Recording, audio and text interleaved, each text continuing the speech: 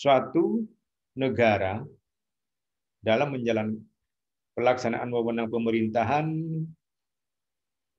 dalam suatu negara setelah atau seluruh peraturan yang mengatur tentang pelaksanaan wewenang dari seluruh adalah diulang, semua peraturan yang mengatur tentang pelaksanaan wewenang pemerintahan dalam menyelenggarakan urusan negara setelah dikurangi wewenang untuk membentuk undang-undang dan wewenang peradilan. Jadi sisanya itu semua masuk ke dalam hukum administrasi negara. Oleh karena itu maka hukum administrasi negara itu tidak hanya ada di wilayah eksekutif, tetapi juga ada di wilayah peradilan. Siapakah orang-orang yang membantu di peradilan itu untuk mewujudkan itu? Itu pemerintahan itu. Siapa itu? Pegawai negerinya itu. Ada PNS di situ. Mereka orang pemerintahan. Termasuk juga yang membantu di bidang legislatif, mulai dari pusat, DPR, DPD, terus sampai ke DPRD. Makanya disebut dengan sekwan, gitu kan ya. Sekretaris-sekretaris dewan, dan mereka yang membantu di bidang administrasinya itu orang pemerintahan itu. Nah, itulah hukum administrasi negara. Nah, bersamaan dengan itu lalu kita hubungkan dengan Undang-Undang Nomor 13 tahun 2014, nah yang memberikan makna lebih luas kepada keputusan tata usaha negara pasal 87 Undang-Undang 3014 itu. Nah, salah satunya adalah penyelenggaraan pemerintahan dalam arti luas itu baik di eksekutif, legislatif maupun di yudikatif. Coba dibaca lagi nanti Undang-Undang 30 tahun 14 itu. Nah, kemudian yang dapat digarisbawahi juga melaksanakan atau menyelenggarakan urusan pemerintahan terkandung atau pengertian konsep mengatur dan mengurus. Konsep mengatur. Apa beda sih mengatur dan mengurus? Beda. Nah, mengatur itu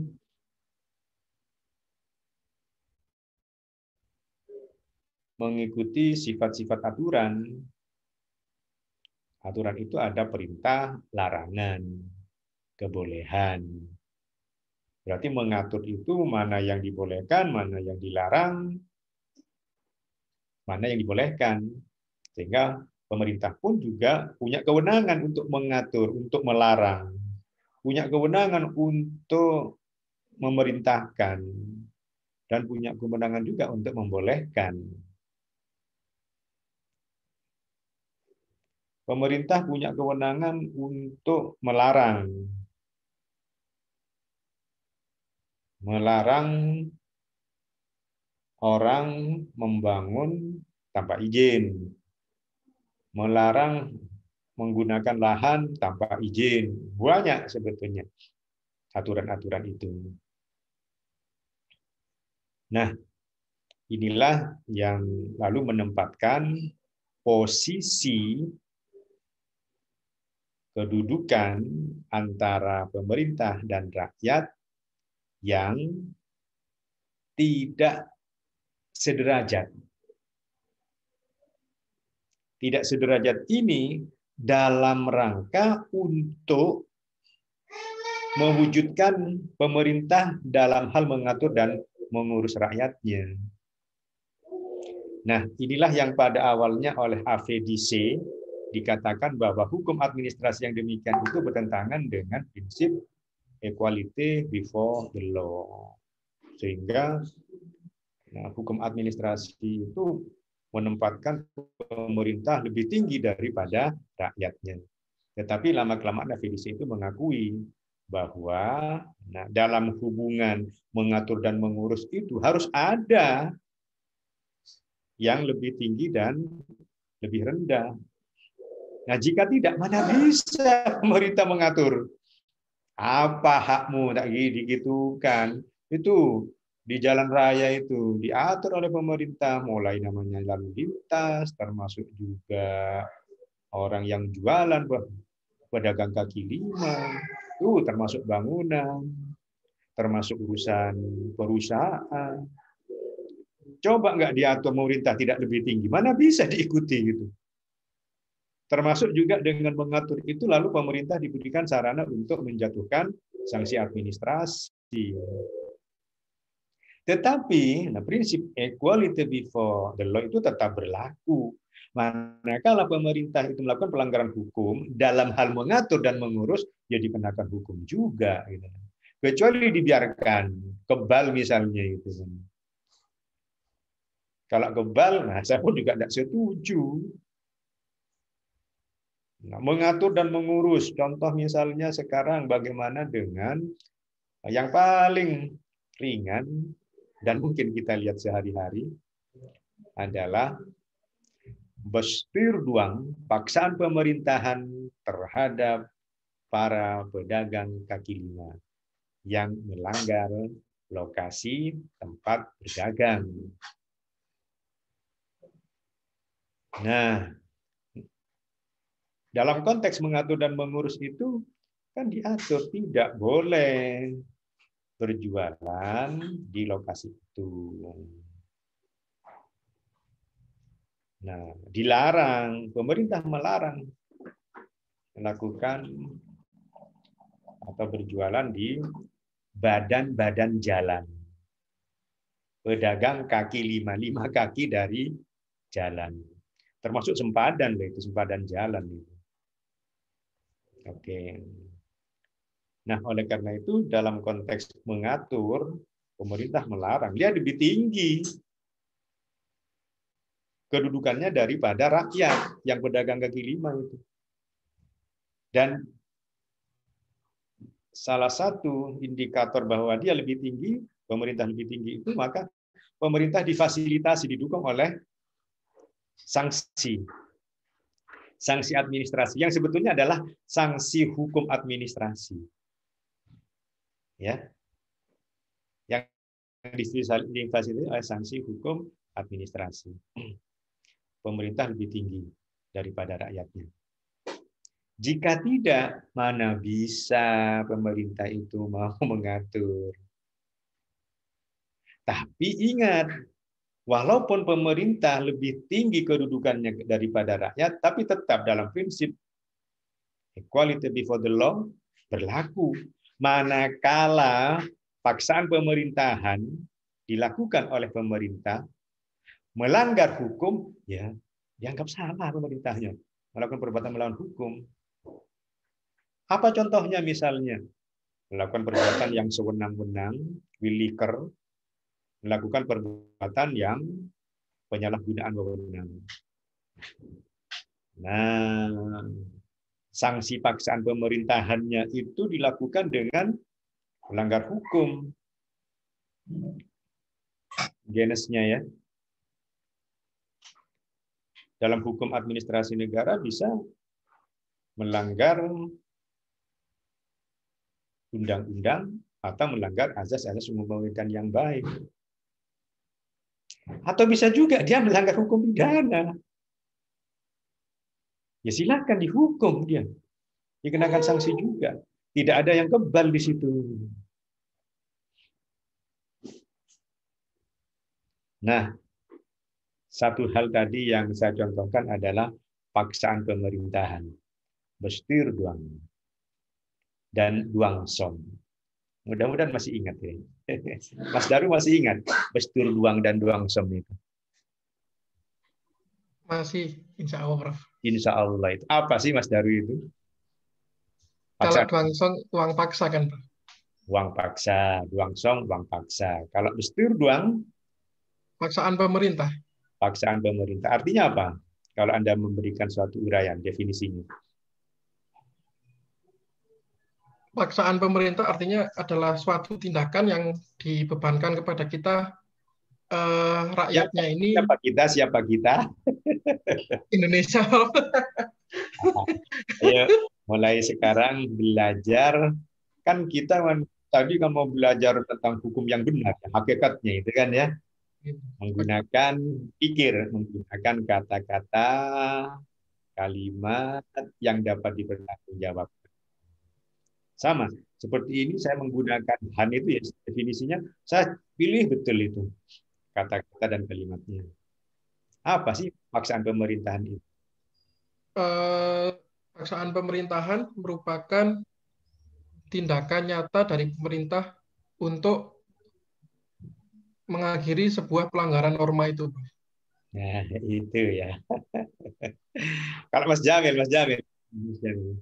Kalau saya, paksaan pemerintah itu adalah penggunaan sanksi administrasi yang dilakukan oleh pemerintah kepada seseorang yang melanggar hukum administrasi. Iya. Nah, itu loh kalau menggunakan kalimat sendiri, benar semua itu sebetulnya kan ya. Oke. Intinya apa sih? Nah, hakikatnya apa itu? Hakikat dari paksaan pemerintahan itu.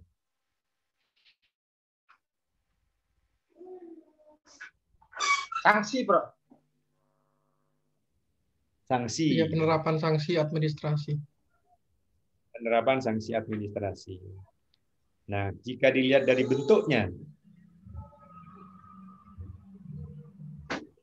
bentuk konkret yang dapat kita lihat dari perbuatan itu. Penggunaan wewenang, Bro. Penggunaan wewenang ya. Ya, kalau Mas Daru. Tindakan nyata, Bro. Tindakan nyata yang dilakukan pemerintah. Mas Imam. Tapi masih belum ditanya juga ini tentang pengertiannya ya. Oke, pada intinya adalah perbuatan nyata ya, Mas Daru. Perbuatan nyata, mengapa dikatakan intinya untuk membedakan, bukan perbuatan membuat keputusan, bukan perbuatan mengeluarkan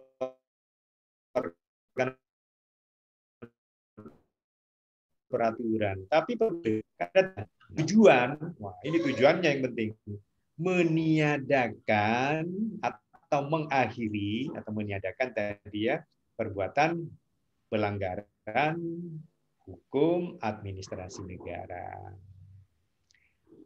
Pedagang kaki lima itu melanggar hukum administrasi negara.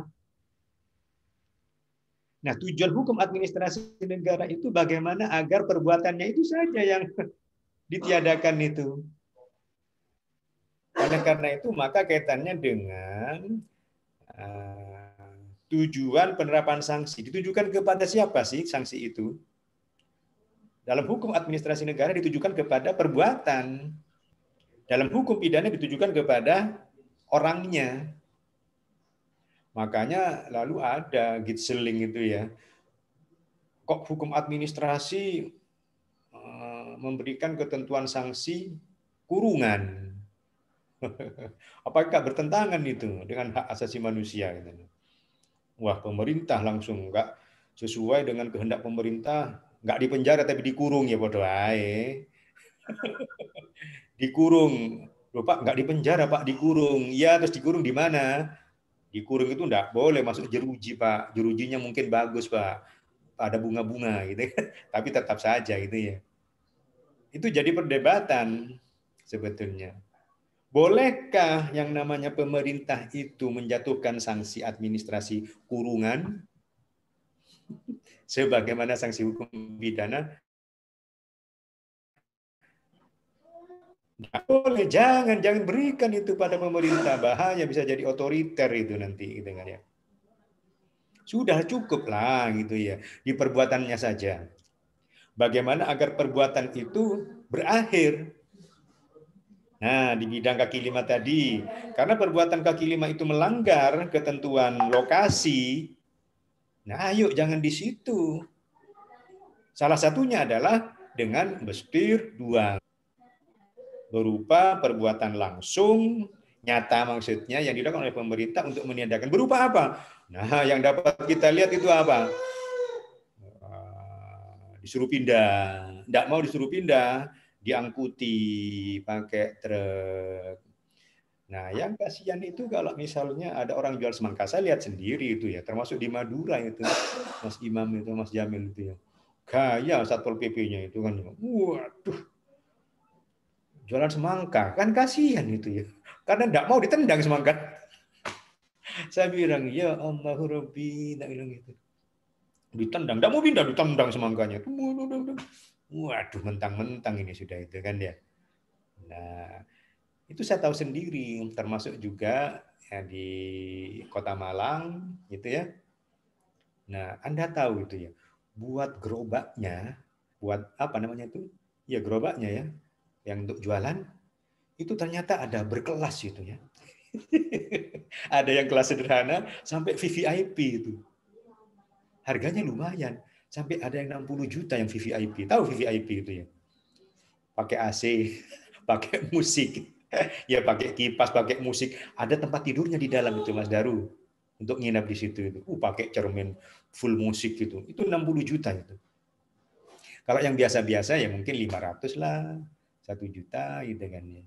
Nah, jika ternyata dia melanggar sempadan jalan misalnya, lalu dilakukan sanksi administrasi bestur duang, mentang-mentang diangkat, dilempar ke truk gitu. Biar kan begitu kan ya. Kalau digembosi sih bisa dipompa lagi. Gembosi, pompa lagi. Tapi kalau langsung apa tadi gerobaknya yang bagus tadi dilempar ke atas truk.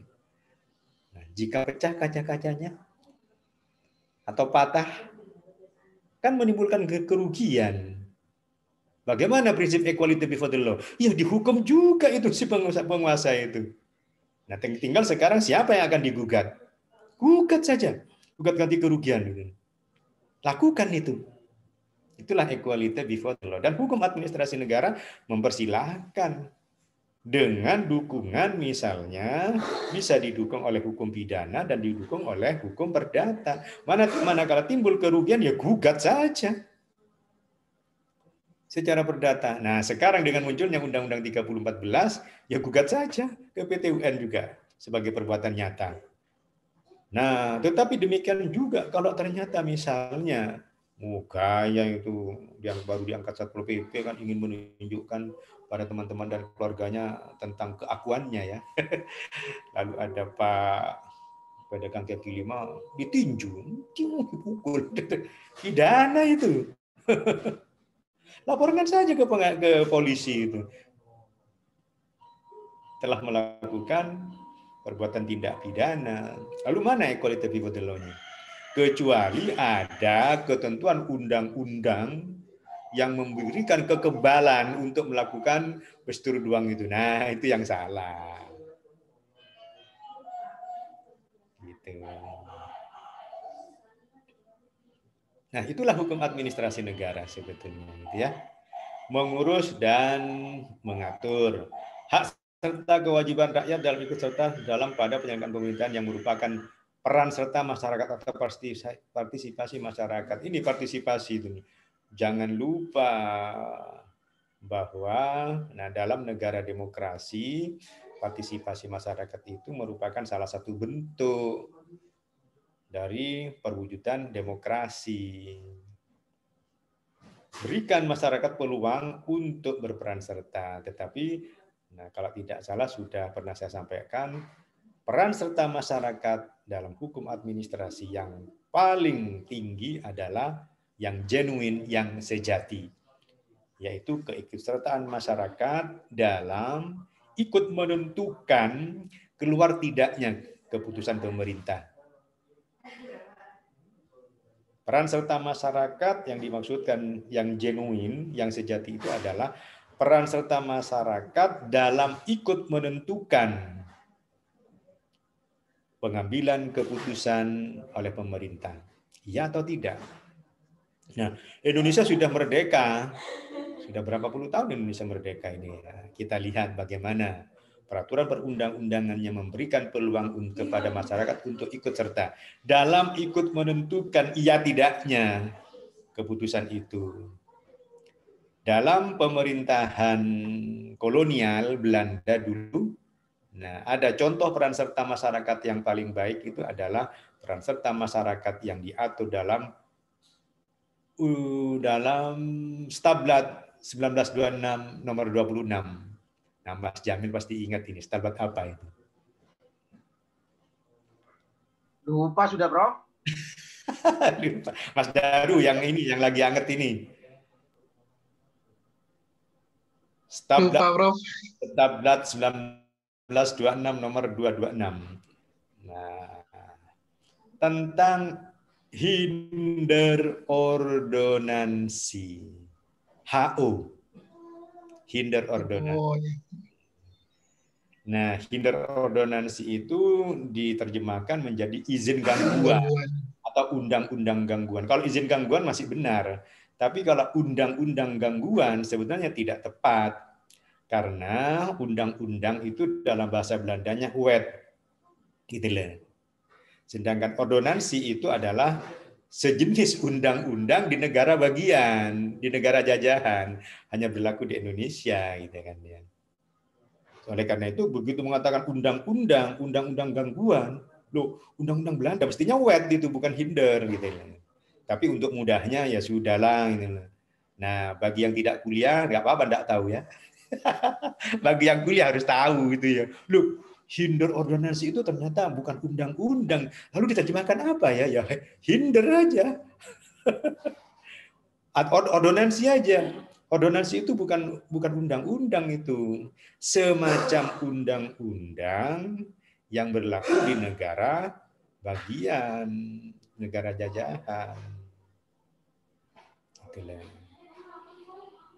Nah, kalau mau mengatakan undang-undang terlalu tinggi karena undang-undang itu levelnya wet gitu. Semacam perda juga mungkin, Prof ya? Bukan. Memang punya sendiri urutan peraturan perundang-undangan di Hindia Belanda itu. Yang pembuatannya itu juga mulai dari gubernur jenderal dan lembaga perwakilan rakyatnya. Tapi namanya beda dengan di Belanda sendiri. Begitu ya. Nah, undang-undang gangguan atau hinder ordonansi. Hinder ordonansi itu hebat memperlakukan peran serta masyarakat ini karena isinya kan setiap kegiatan usaha yang dapat menimbulkan gangguan ke masyarakat sekitarnya radius 200 meter wajib memiliki izin gangguan. Gangguannya itu apa? Baik gangguan fisik maupun gangguan sosial. Gangguan fisik mulai dari kebisingan, macam-macam itu yang fisik, getaran. Nah, gangguan sosial itu adalah apabila gangguan sosial itu berkaitan dengan nilai-nilai yang hidup di dalam masyarakat. Nah, oleh karena itu maka setiap kegiatan usaha ditentukan macam-macam usahanya dengan menggunakan mesin sekian PK dan seterusnya terus begitu ya. Nah, lalu ditentukan izin itu baru dikeluarkan jika masyarakatnya setuju. Karena begitu pelaksanaan kegiatan itu atau kegiatan itu dilaksanakan maka tidak akan mengganggu kepada masyarakat. Nah, persetujuan masyarakat ini disertakan, dijadikan bahan pertimbangan betul dalam pengambilan keputusan. Aturannya begitu, walaupun pelaksanaannya lalu setelah Indonesia merdeka terus sampai Orde Baru, ya tanda kutip ya, ada istilah dulu namanya rekayasa, gitu kan ya. Persetujuan didatangkan orang-orangnya diundang, dicatat itu cuman gitu kan ya. Akhirnya tidak terlaksana gitu kan ya. Nah, terus sampai akhirnya di Undang-Undang Nomor 4 tahun 82 junto undang-undang termasuk dan undang yang dicabut dengan Undang-Undang 2397 dicabut lagi dengan Undang-Undang 32 tahun 2009 sejak diaturnya AMDAL. Nah, peran serta masyarakat itu sudah genuine itu. AMDAL itu salah satu bentuk. Dalam proses AMDAL itu sampai mewujudkan sebagai syarat perizinan itu salah satu bentuk partisipasi masyarakat. Sudah genuine itu. Nah, makanya hati-hati.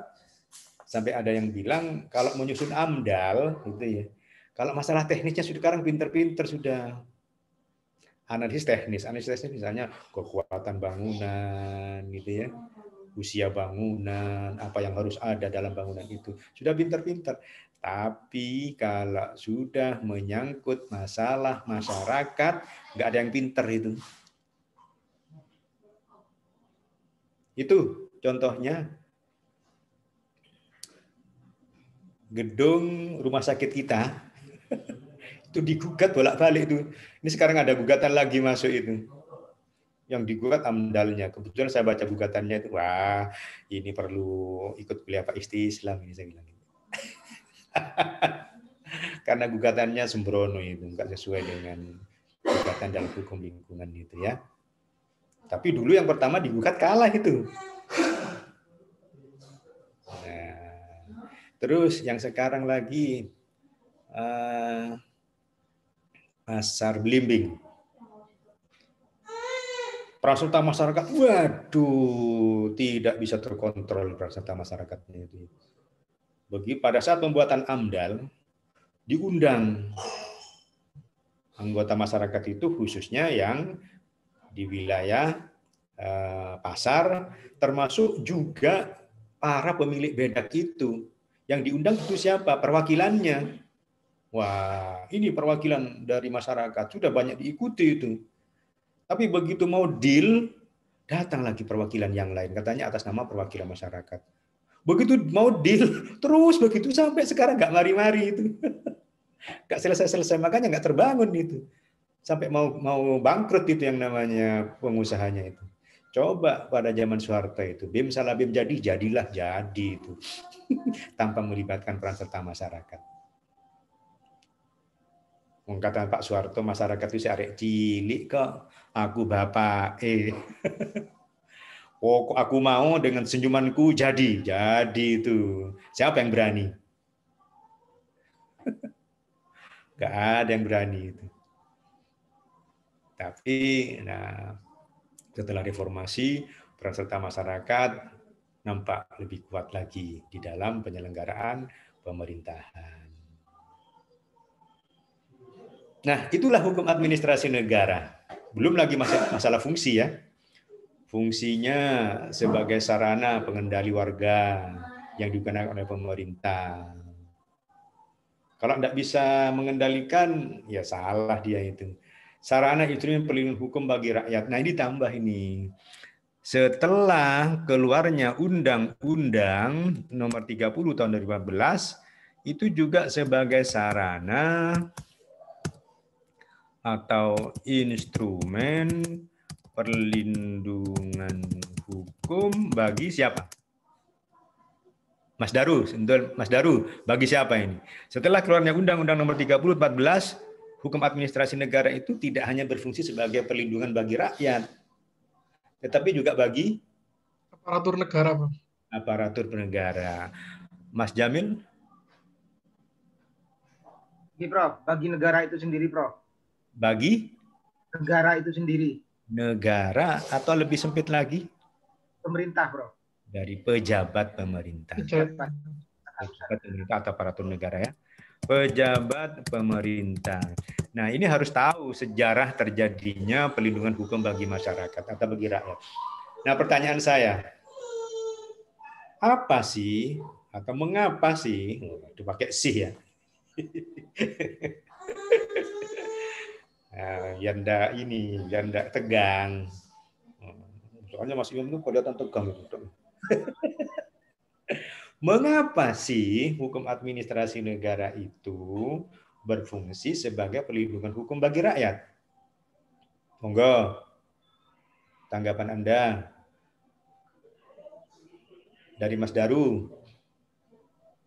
Untuk menghindari dari kesewenang-wenangan aparat pemerintah. Iya, untuk menghindari sejak kapan?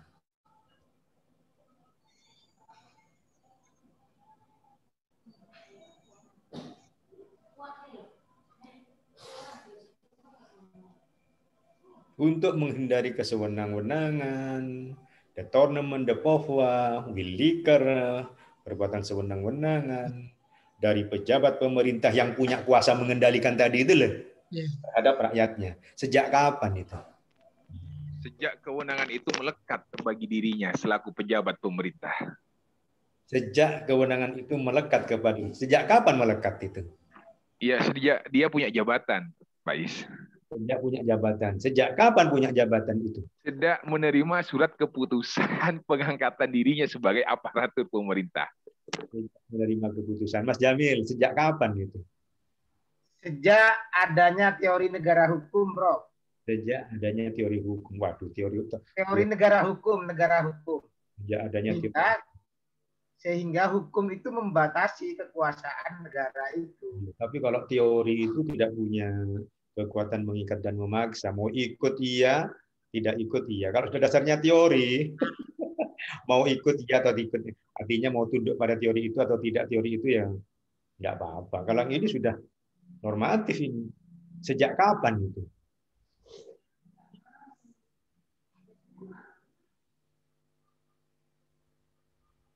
Nah, ayo pilih kata-kata yang tepat. Kalau tidak adanya teori hukum, loh teori hukum, teori negara hukum.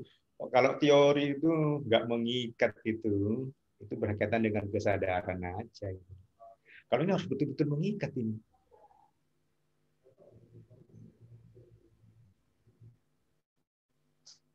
Sejak kapan itu? Nah, kalau di S1 tidak saya tanyakan, sudah cukup saja. Di S1 itu bedanya, hafalkan ini aja.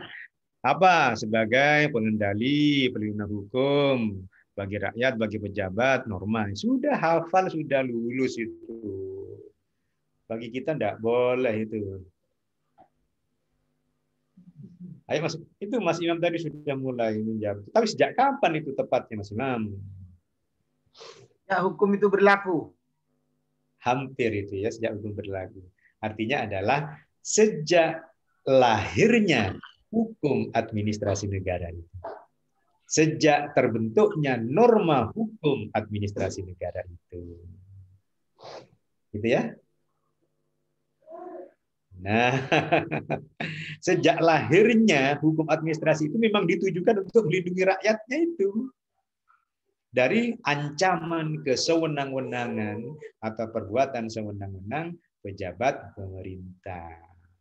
Loh, berarti paradigmanya itu paradigma pemerintah dan rakyat, rakyat yang lemah, pemerintah yang kuat, perlu dilindungi. Gitu loh. Mengapa? Pemerintah itu kaya raya, pemerintah itu pengusaha, pemerintah itu punya pistol, punya senjata, punya tentara, punya polisi. Waduh, sudahlah lengkap. Gitu ya. Sedangkan rakyat, jangan kamu punya pistol, coba bawa yang dari Madura bawa arit ke Malang itu gini-gini kan. Jadi tangkap sama polisi. Kok mau bawa pistol gitu. Bawa pisau besar aja ditangkap kok gitu. Waduh, ini kalau salah-salah ini, kalau salah persepsi, provokator, rakyat dilemahkan. Bahaya ini. Pandangan provokator ini. Masa rakyat pegang pisau, rakyat pegang apa? Dulu kan ada pegang pedang gitu. Ditangkap ini, Pak. Ini melemahkan rakyat itu. Bukan. Ayo harus duduk, persoalannya harus tahu. Gitu ya. Nah, memang ya pemerintah yang dulu katanya kuat macam-macam itu ya. Nah, khawatir ini dot actionnya yang berlaku itu ya. Power itu ya. Yang kecenderungan untuk karap itu kan ya. Nah, oleh karena itu dilindungi. Han inilah yang berfungsi untuk melindungi ini. Dengan cara apa? Memberikan batasan-batasan terhadap kewenangan-kewenangannya itu. Dengan menentukan batasan kewenangannya itu apa sih? Apa yang boleh Anda lakukan dan yang tidak boleh lakukan. Termasuk juga kepada rakyatnya. Enak kok ini. Tapi ternyata rakyat Indonesia makin lama diamat-amati itu makin beringas gitu ya. Apalagi setelah reformasi. Katanya reformasi kebablasan itu. Banyak pemerintah yang takut loh. Banyak pejabat pemerintah yang takut kepada rakyatnya itu kan. Nah, rakyatnya mulai melawan pemerintah. Apalagi coba sejarah munculnya reformasi pertama tahun 98 itu ya. 98 90 Banyak aparat-aparat sipil yang betul-betul takut secara fisik kepada rakyatnya. Bahkan banyak yang dipukuli.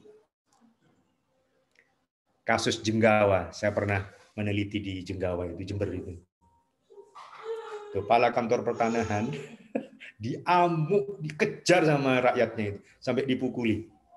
Terus bagaimana? Pakaian-pakaian aparatur sipil negara, Korpri, dilucuti, disuruh, waduh ini pelecehan betul. Termasuk aparat pajak, penagih pajak di Sumatera, dibunuh. Oleh karena itu, maka pejabat pemerintah ternyata butuh perlindungan sekarang itu ya dari rakyatnya. Bahkan jangankan dari rakyat, sesama pejabat pemerintahnya itu loh saling memakan. Oleh karena itu terjadilah kasus Cicak bin apa itu? Mas Imam? Buaya. Cicak bin buaya, cicak dan buaya itu ya. Nah, ternyata pejabat pemerintah sekarang pun juga takut untuk melaksanakan anggaran-anggarannya mulai APBN dan APBD. Kenapa? Aduh, takut aku. Kenapa? Di sebelahku sesama pejabat pemerintah ini loh. Mohon maaf ya Pak Polisi, Pak Jaksa. Diincerin, awas kamu ya gitu. Berarti sesama pejabat pemerintah itu ada kemungkinan dia mengancam, merupakan ancaman bagi pejabat pemerintah yang lain. Oleh karena itu, maka dalam Undang-Undang Nomor 30 Tahun 14 muncul konsep bahwa hukum administrasi negara tidak hanya sebagai instrumen perlindungan hukum bagi rakyat, tetapi juga perlindungan hukum bagi pejabat pemerintah. Perlu, kalau tidak, anggaran semua pejabat pemerintah takut menjalankan anggarannya. APBN tidak jalan, APBD tidak jalan. Nah, kalau begitu perlu perlindungan bagi keduanya. Perlindungan hukum baik bagi rakyat maupun bagi pejabat pemerintah. Itulah salah satu atau salah dua dari fungsi hukum administrasi negara. Yang berikutnya adalah pedoman norma bagi pemerintah dan rakyat dalam menjalankan pemerintahan. Ayo dua-duanya menggunakan norma yang sama. Nah, itu equality before the law-nya itu. Jangan memberikan keuntungan-keuntungan kepada pejabat pemerintah karena pejabat pemerintah itu adalah penguasa gitu kan. Nah, ayo tegakkan prinsip-prinsip keadilan, tegakkan azas-azas umum penyelenggaraan pemerintahan yang baik. Nah, apa azas-azas penyelenggaraan pemerintahan yang baik? Pada prinsipnya adalah semua prinsip, semua azas yang penting pokoknya baik untuk pejabat pemerintah Indonesia. Karena yang baik menurut orang Indonesia, menurut pejabat pemerintah Indonesia, belum tentu baik menurut orang Amerika, Belanda. Oleh karena itu di sini sekaligus saya jelaskan bahwa mengapa tidak semua azas-azas umum pemerintahan yang baik yang berasal dari Belanda itu dapat diterapkan di Indonesia. Setiap azas yang mau diberlakukan di Indonesia difilter dengan Pancasila. Nah, ini sekaligus saya titipkan kepada Anda yang akan menulis disertasi. Nah, kan tingkatnya filosofis ya, azas. Tapi ingat, jangan sampai muncul. Wah, novelty-nya Pak, ada apa novelty baru. Saya temukan teori baru. Saya menemukan azas baru. Tapi ternyata azasnya bertentangan dengan Pancasila. Sudah berhenti. Tidak lulus nanti Anda itu. Gitu ya. Termasuk waktu yang kapan lalu yang rame itu. Yang dari YIN ya. Jawa Tengah itu. Kasus namanya itu kalau tidak salah Aziz apa Pak Aziz itu ya, yang menghalalkan hubungan laki-laki dan istri, melakukan hubungan sebagaimana seperti suami istri padahal dia bukan suami istri. Milkul yamin. Milkul yamin. Ya. Yang penting suka sama suka, wah tertutup. Wah, kok begitu ya? Akhirnya apa? Yang disalahkan itu promotornya, terus juga tim pengujinya. Untung promotor dan tim pengujinya punya catatan bahwa jangan lakukan itu. Tapi ngotot terus dia. Tapi sudah kadung dibagi itu waktu dibagikan apa itu ringkasannya kepada para hadirin yang hadir itu loh. Ya sudah menyebar. Padahal itu kalau seandainya masih dalam lingkup kuliah gitu ya, atau lingkup ujian itu ya sudah, tidak bisa menyebar, dirubah. Tapi sudah menyebar ke masyarakat, wah rame. Nah, nggak jadi lulus jadinya. Itu peringatan untuk kita itu ya. Kita memang tingkatannya azas, pemikiran yang mendalam, daki-daki itu kan ya, sampai ngelamun dengan kontemplasinya. Nah, nanti Pak Imam itu pulang ke Suramadu, duduk di bawah Suramadu, kontemplasi. Loh, Mas Jamil orang mana Mas Jamil ini? Logatnya Madura ini ya? Tanggalan, Bro. Nah, sama-sama dengan Mas Imam. Yang satu ada di ujung di Surabayanya, satunya ujung di Maduranya. Kontemplasi gitu ya. Wah, azas-azas ini. Tapi begitu. Sambil rokokan, Bro. Hah? Sambil rokokan. Sambil rokokan itu. Nah, kontemplasi. Makan nasi empuk gitu ya. Nah, itu kontemplasi gitu ya. Tapi begitu sampai, wah ini kok melanggar Pancasila ini. Oh jangan lakukan itu. Tapi justru kalau misalnya ada azas-azas, prinsip-prinsip, mungkin gagasan saja gitu ya, yang mungkin nanti akan bertentangan dengan Pancasila. Nah, gagasan-gagasan itu sudah mulai ada di Indonesia gitu ya. Nah, itu baik dijadikan sebagai kajian yang membuktikan bahwa gagasan itu, prinsip itu, azas itu tidak bisa diterapkan di Indonesia karena bertentangan dengan azas-azas yang terkandung dalam Pancasila. Termasuk tujuan itu sebetulnya sama nanti buat disertasi kan begitu itu. Membaca undang-undang tidak seperti di S1, operator saja, tidak. Justru mencari kelemahan-kelemahan, kekurangan-kekurangan. Pokoknya mau mencari yang ideal itu kan ya. Kita menjadi orang idealis.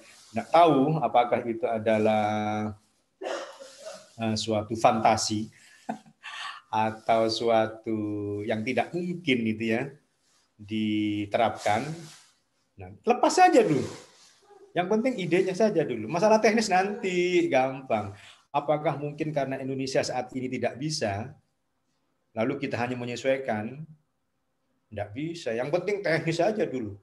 Waduh, keluar teorinya itu ya. Law of Social Engineering-nya Ross Coupon itu ya. Nah, Anda yang menciptakan itu. Yang sekarang bagaimana merubah pola pikir, merubah perilaku masyarakat agar perilaku masyarakat ke arah yang baik gitu ya. Nah, kemarin saya menguji anak S2 itu baik gitu ya. Hukum yang berbasis profetik. Wah. Hukum yang berbasis profetik. Wah, hebat. S2 itu. Wah, saya bilang kalau Anda lulus lanjutkan saja ke S3 itu ya. Pernah dengar profetik itu? Sudah? Mas Jamil sudah? Pendekatan kenabian. Pendekatan kenabian, hukum yang memikirkan tentang fid dunya wal akhirah. Hukum yang mempertimbangkan kehidupan dunia maupun kehidupan akhiratnya. Ayo, pelan-pelan dimasukkan menjadi hukum positif. Wah, gitu. Nggak apa-apa. Kapan itu bisa jadi? Nggak apa-apa, yang penting idenya saja dulu. Bukankah dokter itu bermain di tingkat gagasan dan ide-ide? Nah, bahkan ide-ide besar yang dipentingkan. Tapi dongnya nggak bisa ide besar ya sudah, yang penting punya gagasan baru. Nanti sambil belajar lagi setelah lulus dokter gitu ya. Nah, habis waktunya ya? Lebih 12 menit. Ya. Han untuk mahasiswa S3 untuk menyegarkan kembali. Nah, ini sudah kemarin sudah. Ini pokok bahasannya ya untuk yang Anda tetap saja hampir sama dengan di Han di S1 ya. pengertian, sumber hukumnya, fungsinya, landasan, tetapi nanti kita akan mencoba yang perlu-perlu aja ya pendalaman. Walaupun tadi tentang pendalaman pengertian HAM juga perlu. Ini perlu semua nanti ya. Ini landasan hukum ini sangat penting ini bagi kita itu. Landasan hukum administrasi negara. Nah, kalau mau tahu tentang hukum administrasi negara, maka tahu tentang negara hukum, tahu tentang demokrasi, tahu tentang ajaran instrumentalnya, tahu tentang pemerintahan negara RI. Nah, juga tahu tentang konsep good governance mestinya itu ya. Nah, ini perbuatan pemerintah, KTUN, wewenang, perizinan, rencana, planning, nah, sampai ke azas keabsahan, ini penting nanti, prosedur tindak pemerintahan, penegakan hukum, administrasi, nah, perlindungan hukum. Oh, kita sudah masuk ke perlindungan hukum langsung, mencelat ke sini ya. Melompat ke perlindungan hukum ini, kodifikasi hukum.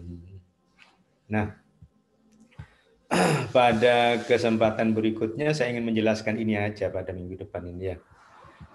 Landasan hukum administrasi negara. Ini mestinya ditambah ini.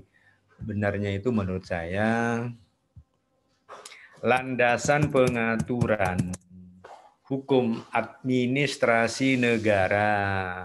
Pakai negara ya, ini karena dulu kuliah di UNER jadi nggak pakai negara. Haram katanya pakai negara. Nah, minggu depan saya jika ketemu lagi saya akan jelaskan ini 2.4 ini landasan pengaturan hukum administrasi negara untuk memberikan pemahaman yang lebih mendalam tentang ini. Begitu ya, Mas Jamil, Mas Daru, Mas Imam. Ya, Prof. Mulai minggu depan sudah harus untuk Mas Imam, Mas Jamil sama Mas Daru ya. Kita akan membuat artikel ilmiah. Nah, silakan Anda pilih dulu judulnya apa, tapi koreksi dulu, filter dulu. Nah, jangan sampai terjadi pengulangan, apalagi plagiator, plagiasi jangan. Nah, jika bisa yang kinclong tadi ya, aktual. Siap. Siap ya? Siap. Oh, siap, mantap. Mas Daru belum mengatakan siap, mantap. Mas Daru? Siap, mantap. Siap. Mas Imam mau ikut, buat juga boleh. Siap. Mau buat juga nanti. Oke, nanti modelnya seperti kita bimbingan aja. Anda kirimkan ke saya tambahkan macam-macam. Sampai selesai di UAS ya. Nanti ngangkat Mas Jamil ini. Bisa masuk di jurnal yang bereputasi. Sekian, mudah-mudahan bermanfaat pertemuan kita. Kita akhiri. Wassalamualaikum warahmatullahi wabarakatuh. Waalaikumsalam warahmatullahi wabarakatuh. Mudah-mudahan kita sehat. Saya mau lagi janji, Bro. Kenapa?